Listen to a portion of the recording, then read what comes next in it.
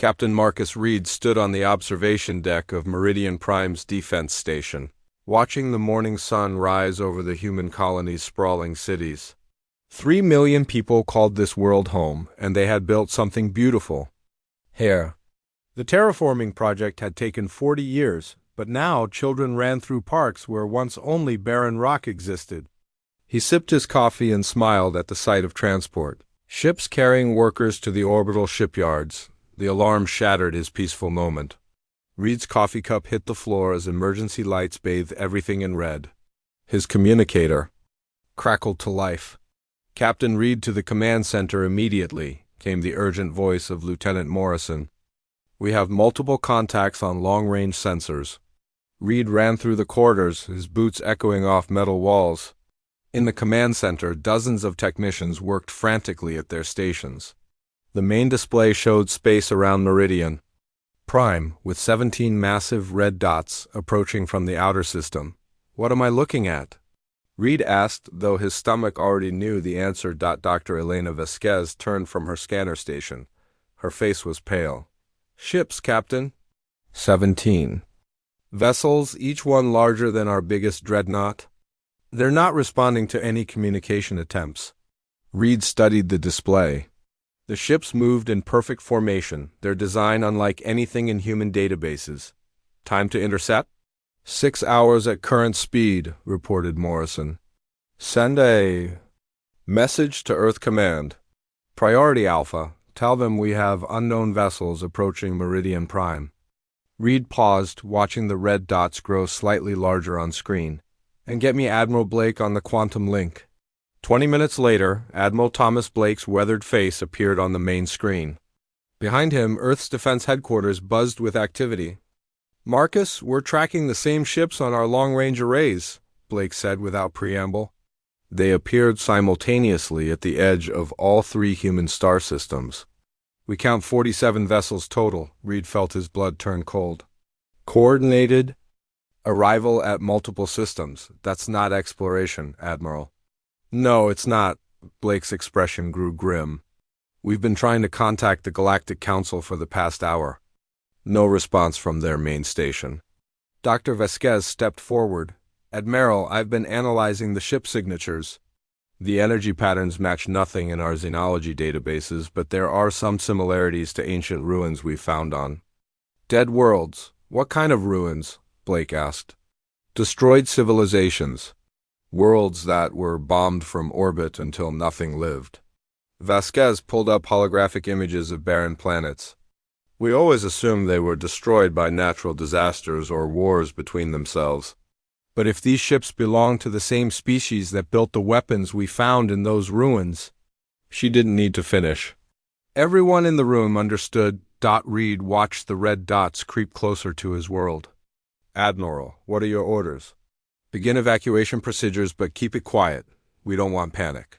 Prepare your defense platforms, but don't activate them yet." Maybe these visitors are peaceful. 3 hours later, the alien ships entered Meridian Prime's outer system. Up close, they were even more terrifying.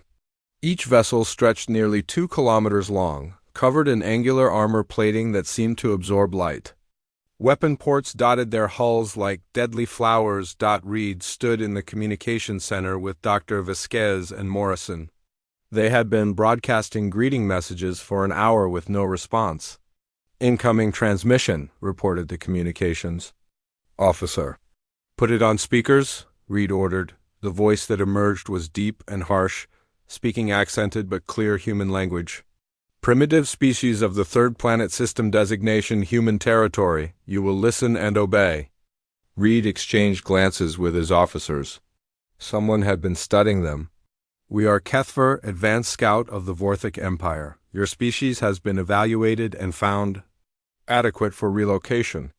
You have 30 of your standard days to evacuate all colonies and military installations. Return to your origin world and prepare for supervised transition to designated reservation sectors."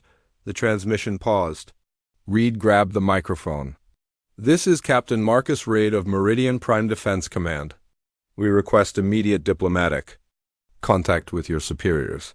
Humanity has rights under Galactic Council protocols. Harsh laughter echoed through the speakers. The Galactic Council bent their necks to us 7 cycles ago. The hegemony submitted after we demonstrated our resolve on their mining worlds. The Federation begged for mercy after we destroyed their first colony, the Alliance. Well, the Alliance no longer exists.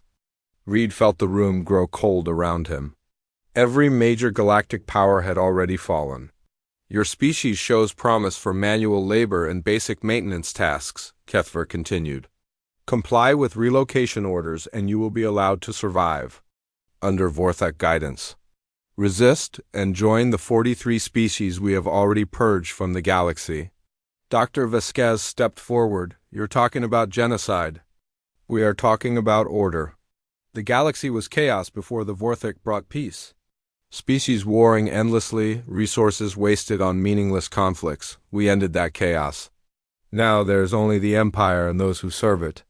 Morrison couldn't stay quiet. What gives you the right to decide who lives and dies? Strength gives us the right. Your weapons are toys. Your ships are barely adequate for local transport. Your civilization exists only because we have not yet chosen to end it. 30 days, humans. Use them wisely. The transmission ended, leaving the room in stunned silence. Reed activated his command console. Get me Admiral Blake again. Emergency priority. When Blake appeared on screen, his face showed he had received similar messages. All colonies report the same ultimatum, Marcus. 30 days to evacuate or face destruction. Admiral, we can't just abandon everything we've built. 3 generations of humans have lived and died on these worlds. I know. But Marcus, they're right about our weapons. Our best battleships couldn't scratch the armor on those vessels. If we fight, we lose everything. If we comply, at least our people survive. Dr. Vasquez was working frantically at her station. She looked up suddenly. Captain, I'm picking up encrypted transmissions between the Vorthak ships. My translation program is still working on it, but I think I've got part of a message. She played the recording.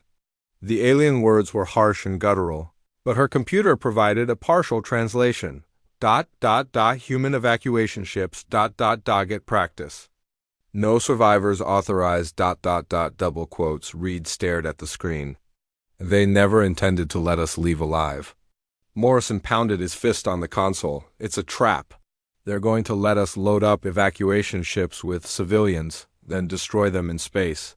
Blake's voice came through clearly from Earth. Marcus, are you certain about this translation?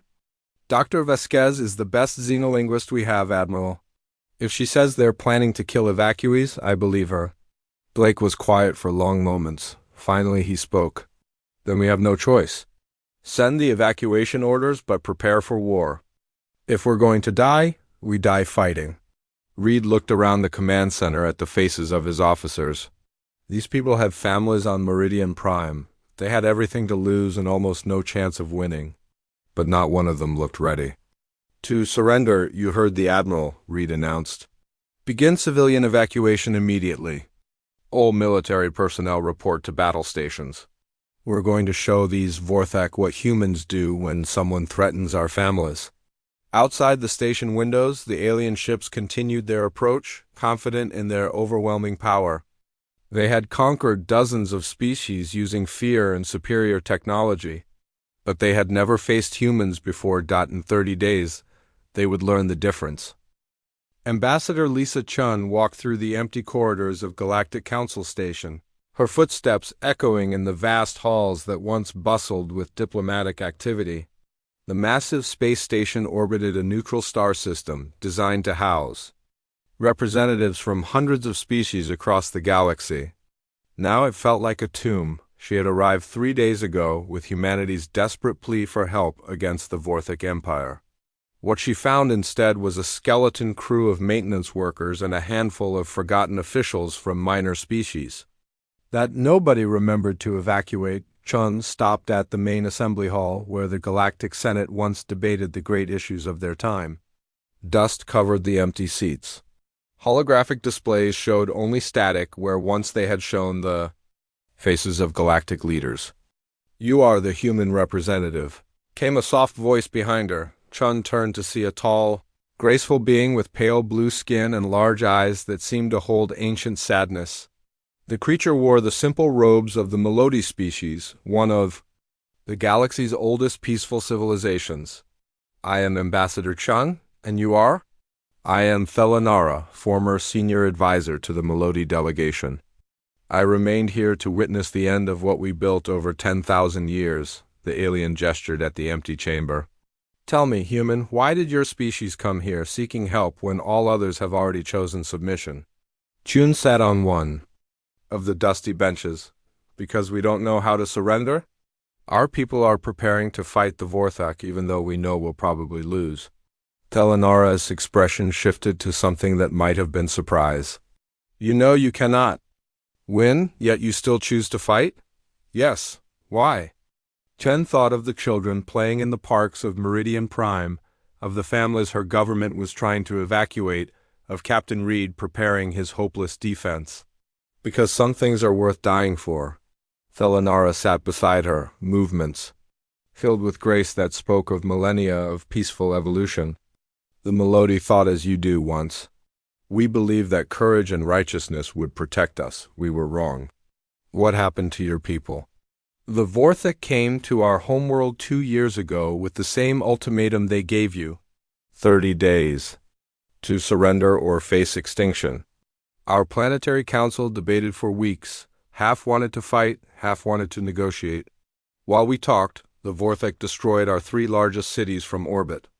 The message was clear, submit or die. June felt her heart sink. Your people surrendered. 80 billion Melody chose life over pride. We thought we were being wise. Thelanara's large eyes reflected deep pain. The Vorthak relocated us to labor, camps on dead worlds. They separated families, enslaved our children, and worked our elders to death in their mining operations. Within 6 months, half our population was gone. Those who remained served the Empire as slaves. I'm sorry. Do not be sorry for us. Be sorry for the galaxy. The hegemony lasted 3 days before surrendering. The Federation managed 1 week. The Trade Alliance submitted without firing a single shot. 47 species chose survival over resistance, and now all 47 exist only as slaves. Chun stood and walked to the great windows overlooking space. In the distance, she could see the running lights of transport ships carrying refugees from the core worlds. Everyone was fleeing to the outer rim, hoping distance would save them. How did they do it? How did the Vorthak conquer the entire galaxy so quickly? Thelanara joined her at the window. Fear. They would attack one species at a time while the others watched. Each victory made them seem more unstoppable.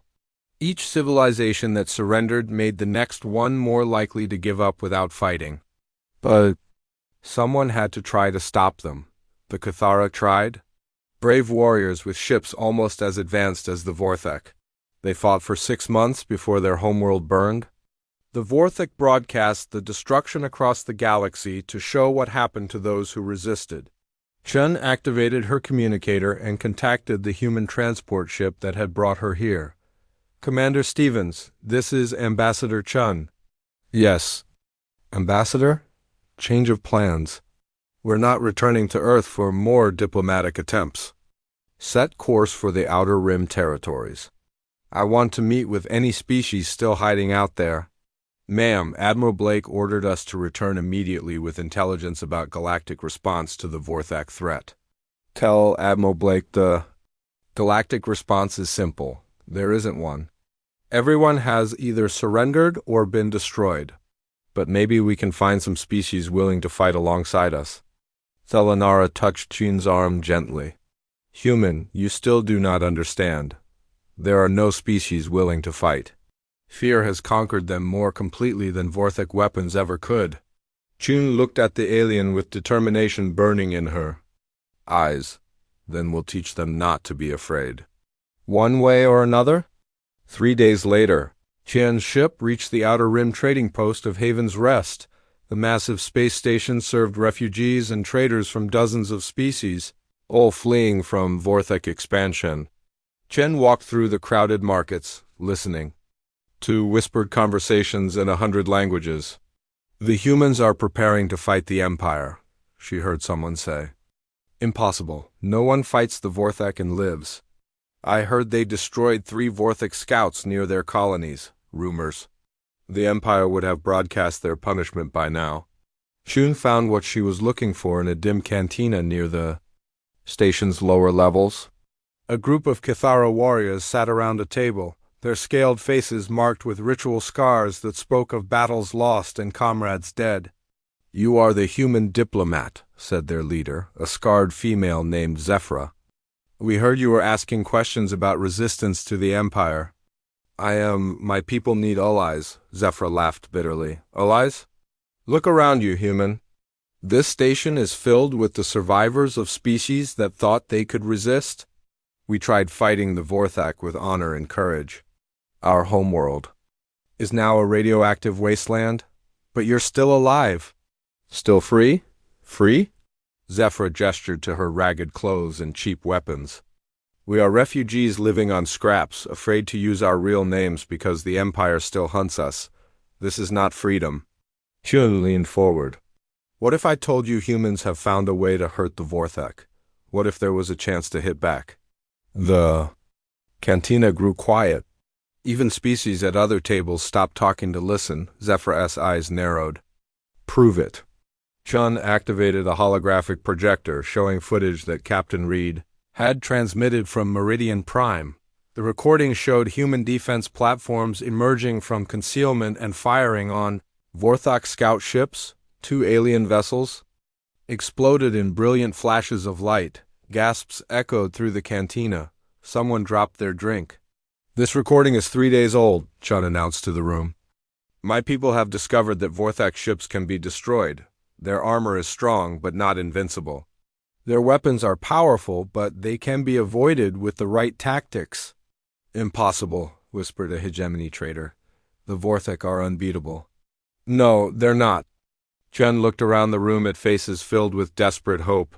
They've grown overconfident from facing species that surrendered too quickly. They've never had to fight someone who refused to give up. Zephyra stood slowly.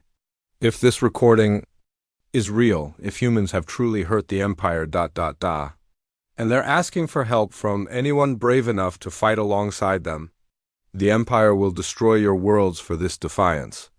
Maybe, but maybe not. Maybe if enough species stand together, we can show the galaxy that the Vorthak can be beaten. Thelanara, who had been silent since entering the cantina, suddenly spoke. I want to see my homeworld freed from slavery. If there is even the smallest chance, there is. Chun shut off the projector. But we need to move quickly. In 25 days, the Vorthak ultimatum expires. After that, they'll attack in full force. Zephyra looked around the cantina at the faces of refugees from a dozen different species. Fear and hope warred in their expressions. If we do this, there is no turning back, the Cathara warrior said. The Empire does not forgive rebellion. No, Chun agreed. But if we don't try, then fear wins forever.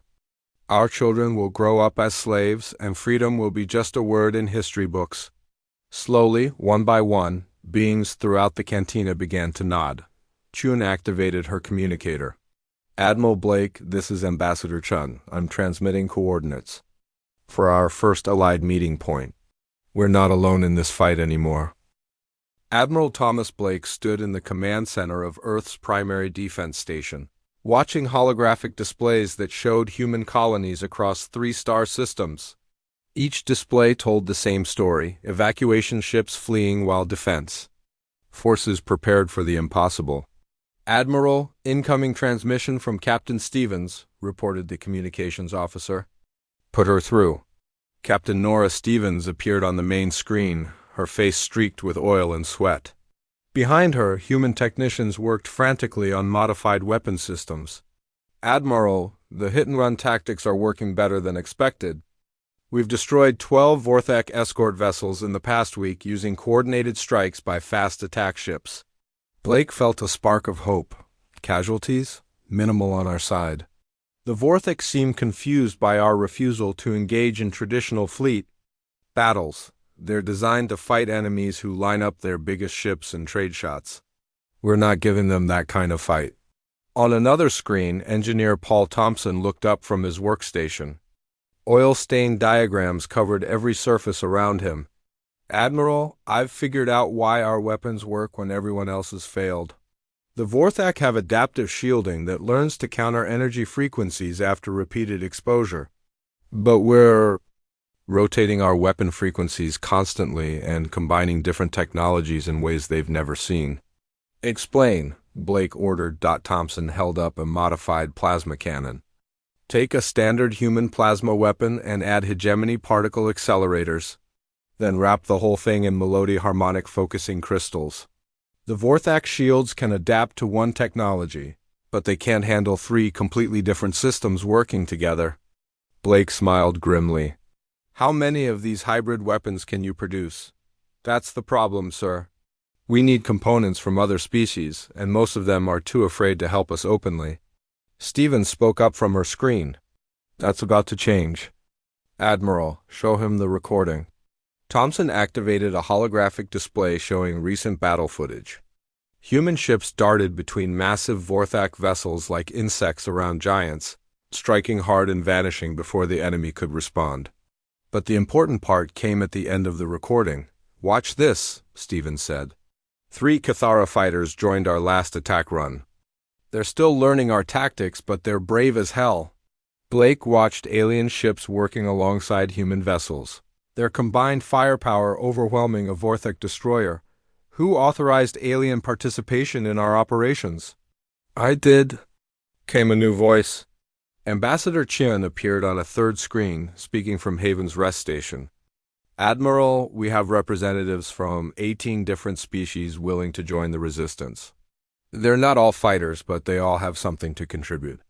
Chen, we discussed this. Working with alien refugees is one thing, but active military cooperation could escalate Vorthak retaliation. It's already escalated, sir. Chun's expression was grim. 3 hours ago, the Vorthak destroyed the Melody labor camps.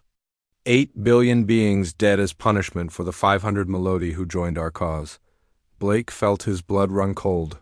They killed their own slaves? General Voxenum, the Vorthak Supreme Commander, broadcast the executions across the galaxy? The message was clear. Any species that helps humans will face complete extinction. Thompson looked up from his workbench. Then we're not just fighting for human freedom anymore. We're fighting for everyone, Stevens nodded. The refugee camps are emptying out, Admiral. Word is spreading that humans actually fight back instead of just talking. Species that have been hiding for years are asking how they can help. Blake studied the tactical displays. Human forces were still vastly outnumbered, but the Vorthak were no longer advancing unopposed. Every day brought new reports of successful raids, supply convoys destroyed, and isolated enemy ships eliminated. What's our current status? He asked. Stevens consulted her tactical display. 47 human ships operational across all theaters. Allied forces now include 63 vessels from 12 different species. We've destroyed or damaged over 200 Vorthak ships, mostly scouts and escorts. And their response? They're massing their main battle fleet. Intelligence reports indicate they're preparing a major offensive against our core colonies, Blake nodded. He had expected this. The Vorthak had conquered the galaxy through overwhelming displays of force. They wouldn't allow humans to continue, embarrassing them with successful resistance. Admiral, Thompson called out, excitement clear in his voice. I've got something that might help. Remember that ancient technology Dr. Vasquez found in those ruins on dead worlds? The weapon fragments from extinct civilizations? Exactly. I think I know why those species lost their wars against the Vorthak. Thompson brought up holographic schematics. They were trying to outmuscle the Empire with bigger ships and more powerful weapons, direct confrontation. Blake leaned forward. And that doesn't work? Not against adaptive technology, but what if we don't try to overpower them? What if we turn their own strength against them? Stevens caught on first. You're talking about using their power sources to fuel our weapons. Better than that. I'm talking about making their ships destroy themselves. Thompson's grin was fierce. Vorthak vessels run on contained dark matter reactions. If we can disrupt those containment fields, their own engines become bombs, Blake finished. How close do we need to get? Close enough to touch their hulls? It would be a suicide mission. The command center fell silent. Blake studied the faces on his screen, seeing determination mixed with fear. There's another problem, Chun said quietly. We're getting reports that some human colonies are starting to question the resistance. The propaganda broadcasts from the Vorthek are having an effect. What kind of propaganda? They're showing footage of the destroyed Melody camps. The message is that human defiance is causing unnecessary deaths. Some people are saying we should surrender to save innocent lives. Blake felt anger rise in his chest. Do they understand what surrender means? We've seen what happens to species that submit to the Empire. Fear makes people desperate, Admiral. They'd rather believe the Vorthek will keep their promises than face the truth about what's really happening. Stephen spoke up. Sir, there's something else. We intercepted communications between Vorthek fleet commanders. They're not just planning to attack our colonies. What else? They're targeting the refugee stations, Haven's Rest, Sanctuary 7, New Exodus. Any place where species are gathering to support the resistance. Blake closed his eyes for a moment. Millions of civilians who had fled their conquered homeworlds were now in danger because they had chosen to help humanity fight. How long do we have? Intelligence estimates 3 days before their main offensive begins. Blake looked at the tactical display showing the locations of human and allied forces. They were scattered across dozens of star systems, each group desperately trying to slow the Vorthek advance. Against the Empire's main battle fleet, they wouldn't last an hour in direct combat. Stevens, Thompson, Chung, I need options. Thompson spoke first. My dark matter disruption device isn't ready for field testing. We'd be going in blind. Stevens nodded. Our hit-and-run tactics work against small groups, but they've got over 300 ships in their main fleet. We can't dance around that. Many enemies. Chun's voice was quiet. The alien refugees are asking what they should do. They can't run anymore. The Vorthek will hunt them down no matter where they hide. Blake made his decision. Then we make our stand here. All human forces converge on coordinates I'm transmitting now. This hidden asteroid base will be our final rally point. Sir, Stevens sighed. That puts every ship we have in one location. If the Vorthek find us ... If they find us, we die fighting instead of running. But maybe, just maybe, we can hurt them badly enough that other species will realize the Empire can be defeated. Thompson looked up from his workstation with sudden excitement. Admiral, what if we don't need the dark matter device to work perfectly? What if we just need to create enough chaos for our allies to escape? Explain. A partial disruption might not destroy their ships, but it could disable their weapons and engines temporarily. Give our people time to reach safe distances? Blake considered this. How many ships would we need to sacrifice for the attack? Unknown, sir. We'd be testing the theory in live combat. Stevens squared her shoulders. Admiral, request permission to lead the assault team. Denied. I need you coordinating fleet operations. Then who? Blake looked at the displays showing human colonies, refugee stations, and the approaching Vorthek armada. Everything they had built, everyone they cared about, would be gone in 3 days unless someone found a way to stop the unstoppable. I'll lead it myself. It's time the Empire learned that humans don't abandon their responsibilities when things get difficult. But even as he spoke, Blake knew they were missing something crucial. The Vorthek had been planning this offensive for weeks. They would have contingencies for every human tactic they had observed.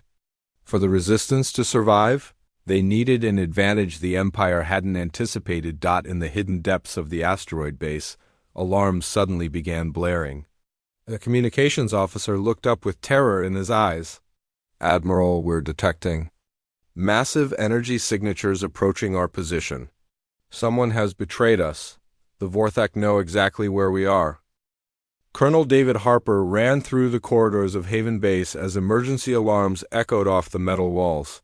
The hidden asteroid facility had been humanity's best-kept secret, carved deep into a wandering rock in the empty space between star systems. Now, Vorthak ships surrounded it like predators circling wounded prey.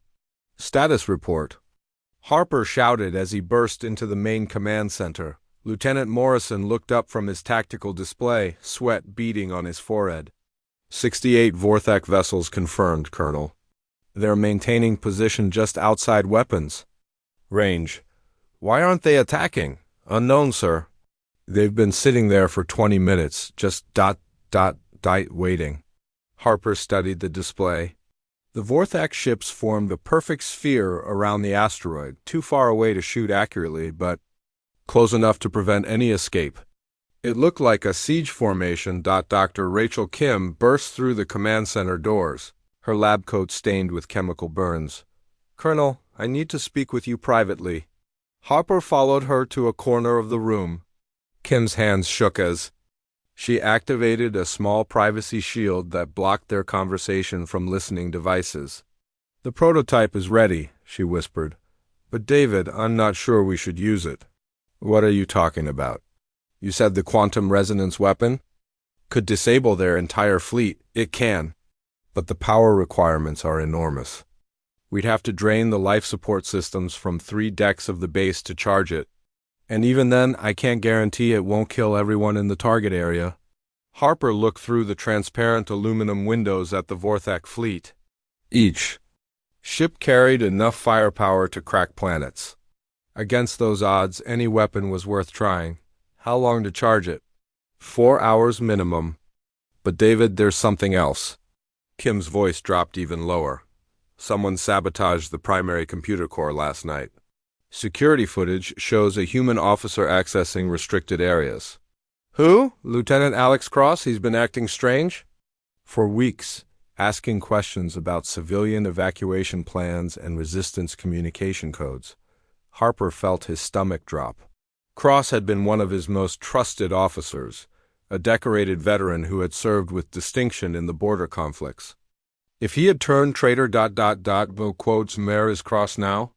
In his quarters, I haven't told anyone else about this. Harper activated his communicator. Security Team Alpha to Lieutenant Cross's quarters immediately. Detain him for questioning. Minutes later, his security chief reported back, Colonel, Cross isn't in his quarters. His bed hasn't been slept in. But we found this. The security chief handed Harper a datapad containing a recorded message. Cross's face appeared on the screen, looking haggard and desperate. Colonel Harper, if you're watching this, then the Vorthak have found our base. I transmitted the location. Coordinates to them 6 hours ago. Harper stared at the screen in shock. Behind him, he heard Dr. Kim gasp. Cross continued. I know what you're thinking, that I'm a coward or a traitor. But I've seen the casualty reports from every engagement. We're not winning this war. We're just prolonging the suffering, the Vorthak offered terms, Cross said, his voice cracking. Complete surrender in exchange for preserving human civilization as a client species. No more bombing of colonies. No more executions of civilians. We would live under their rule, but we would live. Harper wanted to smash the datapad against the wall. You fool, he whispered. I contacted their negotiators 3 weeks ago. They seemed reasonable. They don't want to exterminate humanity. They want to integrate us into their empire. But only if we stop this hopeless resistance before it costs more innocent lives. Kim grabbed Harper's arm. David, he's given them everything. Base locations, fleet positions, weapon specifications. Cross's recorded image looked directly at the camera. Colonel, the Vorthak fleet commander wants to speak with you personally. They're waiting for your surrender. Please don't let more people die for a war we can't win. The message ended, leaving the command center in stunned silence. Harper activated the base-wide communication system. All personnel, this is Colonel Harper. We have a confirmed security breach. Lieutenant Cross has betrayed our location to the enemy. All security protocols are now in effect. Throughout the base, blast doors sealed and weapon systems activated, but Harper knew it wouldn't matter. The Vorthak had been planning this siege for hours, studying the base's defenses and preparing for every possible human response. Incoming, Transmission from the Vorthak fleet, reported the communications officer. Put it on screen. The main display showed a Vorthak commander in ornate battle armor. His face was scarred from ancient conflicts, and his eyes held the cold certainty of someone who had conquered hundreds of worlds. I am General Voxenum of the Imperial Fleet. You will identify yourself, human. Colonel David Harper, commanding. Haven-based Defense Force. Colonel Harper, your Lieutenant Cross has informed us of your situation. You are outnumbered, outgunned, and trapped. Surrender now, and your personnel will be relocated to comfortable facilities on designated human worlds. Harper looked around the command center at the faces of his officers. These people had volunteered for the most dangerous assignment in human space. They knew the odds when they signed up. General, I have a counter-proposal. You can go to hell. Vuxenum us? Expression didn't change. Your defiance is noted. You have 1 hour to reconsider. After that, we will demonstrate why resistance to the Empire is futile. The transmission ended. Harper turned to Dr. Kim. Rachel, start charging the quantum weapon. We're going to need it. David, 4 hours minimum charge time. Remember? They're giving us 1 hour. Then we hold them off for 3 hours longer than they expect. Across the command center, Morrison called out from his sensor station. Colonel, I'm detecting movement in the Vorthak formation. 12 ships breaking off and approaching attack. Vectors. Harper watched the tactical display as enemy vessels moved into assault positions. But something was wrong with the picture. The Vorthak ships were moving too slowly, too predictably. It was almost as if they wanted to be seen coming. Sir. Morrison continued, I'm also detecting some kind of energy buildup in the approaching ships. It's not matching any weapon signatures in our database. Dr. Kim looked up from her calculations. David, what if they're not planning to destroy the base? What do you mean? Cross said they offered to preserve human civilization. What if they want to capture this facility intact? Study our technology, interrogate our people? Harper realized she was right. The Vorthak weren't positioning for a bombardment. They were setting up for a boarding action. All personnel to battle stations. Prepare for enemy assault troops. They want to take us alive. But even as he gave the orders, Harper knew they were missing something important. The Vorthak had conquered the galaxy through overwhelming force. They didn't need to capture human technology or interrogate prisoners, so why were they treating this battle differently? The answer came 30 minutes later when long-range sensors detected new contacts approaching the battle zone.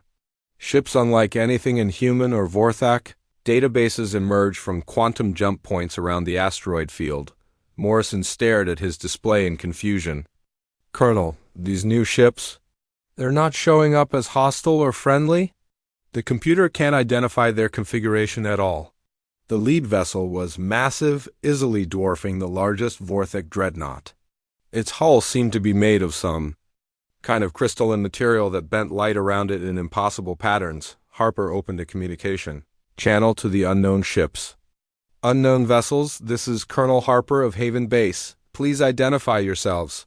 The response came in a voice that sounded ancient beyond measure, speaking perfect human language despite never having encountered humanity before. Colonel Harper, we are the Nethies. We have been watching your species with great interest. On the tactical display, the Vorthak fleet suddenly began backing away from the asteroid. General Voxenum appeared on screen again, but his confident expression had been replaced by something Harper had never seen in a Vorthak before. Colonel, Voxenum said, his voice tight with barely controlled panic, we demand you order those ships to withdraw immediately. Harper looked at the display showing the mysterious Nethies vessels moving into protective positions around Haven Base. Whatever these aliens were, the Vorthak were terrified of them. I'm afraid I can't do that, General. I have no authority over our new friends. The ancient voice of the Nethies commander spoke again, this time broadcasting on all frequencies so both fleets could hear. For 10,000 years we have searched the galaxy for a species worthy of our legacy. Most civilizations we tested chose submission over sacrifice. But humanity has shown us something we had almost given up hope of finding. the courage to stand against impossible odds for the sake of others. Harper felt chills run down his spine. You've been testing us? Indeed. The Vorthok Empire exists because we allowed it to exist. Every species they conquered was given the same choice, fight or submit. Until now, all chose submission. General Voxenum's voice cut across the communication channel. Nethys, you cannot interfere. Our agreement clearly states that no outside force will intervene in the natural evolution of galactic civilization. Your agreement specified that we would not interfere until a species proved worthy of our assistance. Humanity has passed our test? Harper watched in amazement as more Nethys ships continued to arrive. Their crystalline hulls reflected the light of nearby stars, creating beautiful patterns that somehow made the Vorthok fleet look crude and primitive by comparison. Colonel Harper, the Nethys commander continued, your people have 3 hours to prepare your quantum weapon. We will ensure the Vorthok fleet does not interfere. Dr. Kim looked at Harper with wide eyes. David, how did they know about the quantum weapon? But Harper was staring at the tactical display where something impossible was happening. The massive Vorthok fleet that had seemed invincible just minutes ago was slowly retreating from the asteroid field, their ships moving with the careful precision of predators who had suddenly realized they were no longer the apex hunters. For the first time since the war began, humanity had found allies who could match the Empire's power. But Harper couldn't shake the feeling that the real battle was just beginning. President Maria Santos stood on the observation deck of Earth's orbital defense platform, watching the largest space battle in galactic history unfold across the solar system. 3 months had passed since the Nethys revealed themselves at Haven Base, and now the final confrontation between freedom and tyranny was reaching its climax. Madam President, incoming reports from all theaters, announced her aide captain, Oliver Brooks.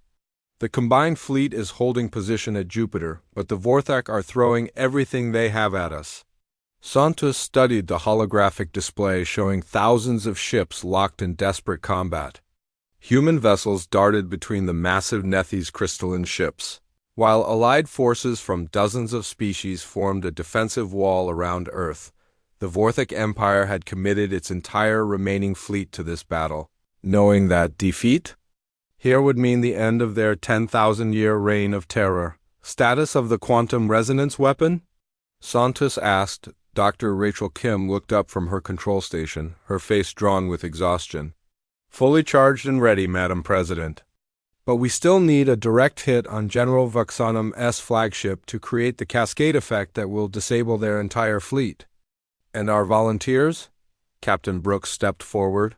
47 pilots from 12 different species have volunteered for the suicide mission.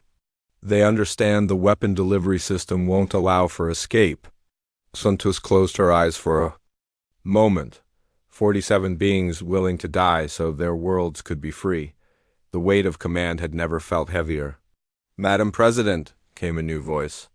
Harthik, a Vorthok defector who had joined the resistance after witnessing human courage, approached with urgent news. I have intercepted communications from the Imperial flagship. Voxenum is preparing to activate his planet-killer weapon. Santos felt her blood turn cold. Target? Earth, Madam President. If he cannot win this battle, he intends to ensure humanity never inspires another rebellion. The observation deck fell silent. Everyone understood what this meant. Even if they won the space battle, Earth and its 8 billion inhabitants would be destroyed unless someone stopped that weapon. How long do we have? Santos asked. Harthik consulted his translation device. The weapon requires 1 hour too. Charge for planetary annihilation. It has been charging for 37 minutes. Brooks activated his communicator. All ships, this is Earth Defense Command. Priority Alpha message. The Vorthok flagship is preparing to fire a planet-killer weapon at Earth. We need volunteers for an immediate assault on their command ship. The response came from across the fleet as hundreds of voices spoke at once. Human pilots, Kithara warriors, Melody peacekeepers, hegemony traders, and refugees from 40 different species all volunteered simultaneously for what everyone knew was a suicide mission. Madam President, Dr. Kim said urgently, there's something else. The quantum weapon isn't just designed to disable Vorthak ships. According to the Nethi's technical specifications, it will also destroy the psychic control network the Empire uses to maintain order across conquered worlds. Explain. The Vorthak don't just rule through fear of their weapons. They have a telepathic command structure that keeps enslaved populations docile. If we can destroy their flagship and its central communication array, billions of slaves across, the galaxy will suddenly be free to think for themselves. Santos understood. This wasn't just a battle for Earth.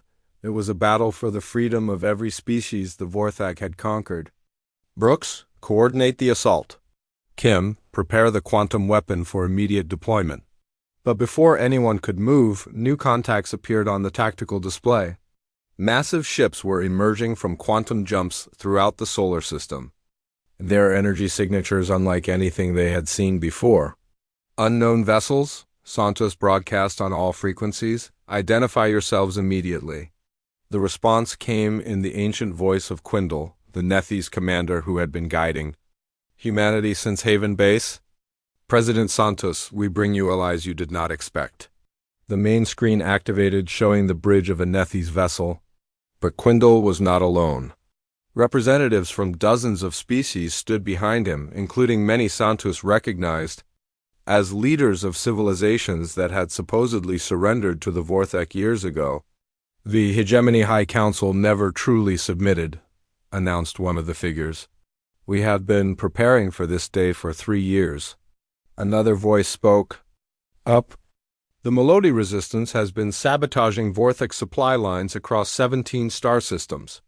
We were waiting for someone to show us that victory was possible. The Trade Alliance has been secretly arming rebellion groups on conquered worlds. Your species gave us the courage to act openly. Santos stared at the screen in amazement. You've all been resisting in secret? Quindle stepped forward. President Santos, when the Vorthak conquered the galaxy, they did so by making each species believe they were alone. Fear kept them isolated and helpless. But humanity refused to surrender even when facing impossible odds. Your defiance broke the spell of fear that held the galaxy in chains. The tactical display updated to show the true scope of the battle.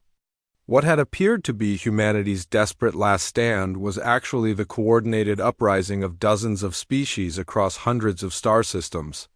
Vorthak garrisons were under attack throughout their empire as slaves threw off their chains and free species emerged from hiding.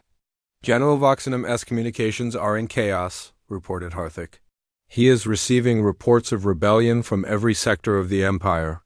His forces are spread too thin to respond to them all. Brooks studied the tactical situation. Madam President, this is our chance. With the Empire's attention divided, we can punch through their defenses and reach the flagship. Do it. The combined fleet surged forward in perfect coordination. Human ships led the charge, their hybrid weapons cutting through Vorthak lines. Nethi's vessels provided covering fire with energy beams that turned enemy ships into glowing plasma. Allied forces from 100 worlds followed, each species contributing their unique strengths to the assault. Captain Brooks took personal command of the weapon delivery mission, leading a small squadron of fast attack ships toward the massive Vorthak flagship. The quantum resonance device was mounted on his ship, its exotic matter core glowing with barely contained energy. All ships, this is Brooks. Beginning final approach on the target. The Vorthak flagship was larger than a city, bristling with weapons that could destroy entire fleets. But the ship's defensive fire was erratic, its crew distracted by reports of empire-wide rebellion. Weapon armed and ready, Dr. Kim reported from Earth. You need to get within 500 meters of their hull for the resonance cascade to work. Brooks watched his squadron take devastating losses as they approached the flagship. Brave pilots from a dozen species died, buying him the seconds he needed to reach firing range. 400 meters in closing, Brooks reported. Kim, is there any way to increase the weapon's range? Negative. 500 meters or the cascade won't propagate through their entire ship. Brooks looked at his tactical display. His ship was taking heavy damage and his engines were failing. He wasn't going to make it to 500 meters, let alone escape afterward. All ships, break off attack runs. I'm going in alone. Brooks, that's suicide, Santos broadcast from Earth. Yes, Madam President, but it's also victory. Brooks pushed his damaged ship to maximum speed, diving straight at the flagship's hull. Vorthek defensive fire bracketed his ship, but somehow he slipped through the deadly web of energy beams. 300 meters, he reported calmly. 200, 100, Brooks, fire the weapon. Kim shouted, 50 meters, contact. Brooks's ship slammed into the Vorthek flagship's hull and exploded in a brilliant flash of quantum energy. The resonance cascade spread through the massive vessel in seconds, disabling every system and destroying the telepathic control network that had kept billions of beings enslaved. Across the solar system, Vorthak ships went dark as their central command structure collapsed. Throughout the galaxy, enslaved populations suddenly found their minds clear for the first time in years. General Voxenum's voice came over the emergency channels, no longer commanding but pleading. All ships maintain position. Do not surrender. The Empire will survive this setback. But his own crews were no longer listening. Without the telepathic control network, Vorthek soldiers began to question orders they had followed blindly for decades. Ships surrendered or simply fled as their crews realized the magnitude of the atrocities they had committed. President Santos watched the tactical display as the largest military force in galactic history dissolved before her eyes. The Vorthek Empire was collapsing not through military defeat, but through the liberation of minds that had been enslaved by fear and psychic manipulation. Madam President, Harthik reported, General Voxenum's flagship is powering down. He is requesting terms for surrender. Tell him, Santos said firmly, that surrender terms will be negotiated by representatives of all free species. The age of empires built on fear and oppression is over. 6 months later, Santos stood in the same spot on the observation deck, but the view was very different. Instead of warships, the space around Earth was filled with construction vessels from dozens of species working together to build the new Galactic Assembly Station. Ambassador Chun approached with the final draft of the Galactic Freedom Charter. The last holdout species have agreed to sign, Madam President. Every civilization in the galaxy has committed to the principle that no species should ever again face tyranny alone. Santos took the document and read the opening words that would govern galactic civilization for generations to come. When the galaxy turned away, they stood tall. When hope seemed lost, they lit the way, in memory of all who chose courage over comfort and freedom over fear. The memorial wall nearby listed the names of every being who had died fighting the Vorthek Empire. Captain Oliver Brooks's name held a place of honor, along with thousands of others who had proven that sometimes ordinary people could accomplish extraordinary things. As Santos signed humanity's name to the charter, she thought about the future her species had helped create, a galaxy where differences were celebrated instead of suppressed, where exploration and discovery replaced conquest and domination, where no species would ever again have to choose between submission and extinction. The galaxy had finally learned to stand tall.